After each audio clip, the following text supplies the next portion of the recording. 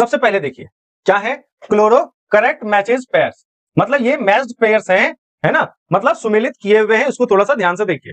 पहला है आपका क्लोरोफिल। क्लोरोफिल में क्या होता है, याद रखिएगा मैग्नीशियम होता है। क्या होता है, क्लोरोफिल में क्या होता है, मैग्नीशियम होता है। ठीक है, अगर हम बात करते हैं हीमोग्लोबिन में, तो हीमोग्लोबिन में क्या होता है, तो आयरन होता है। हीमोग्लोबिन में क्या होता है, आयरन होता है। हीमोग्लोबिन में क्या होता है, आयरन होता है। अगर हम टेबल सॉल्ट की बात करें तो टेबल सॉल्ट क्या होता है, सोडियम क्लोराइड होता है। इसमें क्या होता है, तो सोडियम होता है। टेबल सॉल्ट में क्या होता है, सोडियम होता है। टेबल सॉल्ट का जो रासायनिक नाम है क्या है, सोडियम क्लोराइड, जिसकी में कि सोडियम भी होता है और क्लोरीन भी होता है। ठीक है, तो वॉशिंग सोडा, जो धोने वाला सोडा होता है, वॉशिंग सोडा जो होता है, वो उसका रासायनिक नाम क्या है, सोडियम कार्बोनेट। क्या नाम है, सोडियम कार्बोनेट को ही क्या कहते हैं, वॉशिंग सोडा कहते हैं।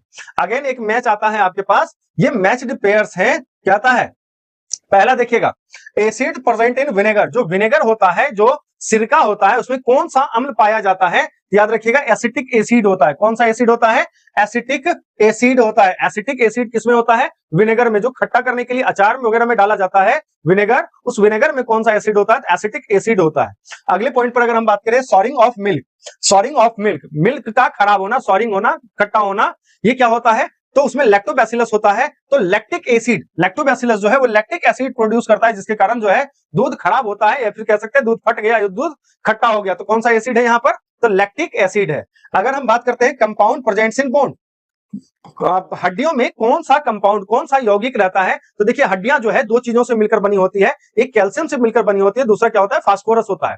तो कैल्शियम और फास्फोरस, कैल्शियम फास्फेट से हड्डियां बनी होती है। कैल्शियम और फास्फोरस जब मिलेगा तो क्या बनेगा, कैल्शियम फास्फेट। तो कौन सा कंपाउंड हुआ, कौन सा यौगिक हुआ, याद रखिएगा कैल्शियम फास्फेट यौगिक से आपका जो बोन है वो बना हुआ होता है।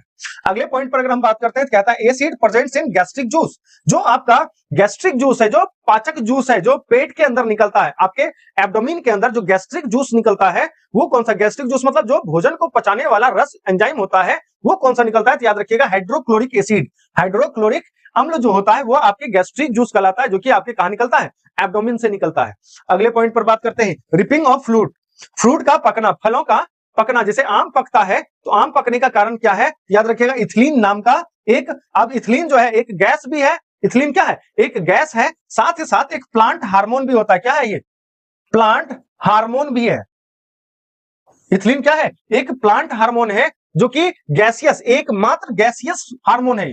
एकमात्र गैसियस हार्मोन होता है, जो कि फल को पकाने में, नेचुरली पकाने में हेल्प करने वाला होता है। कौन सा, याद रखिएगा इथिलीन नाम का एक गैस होता है।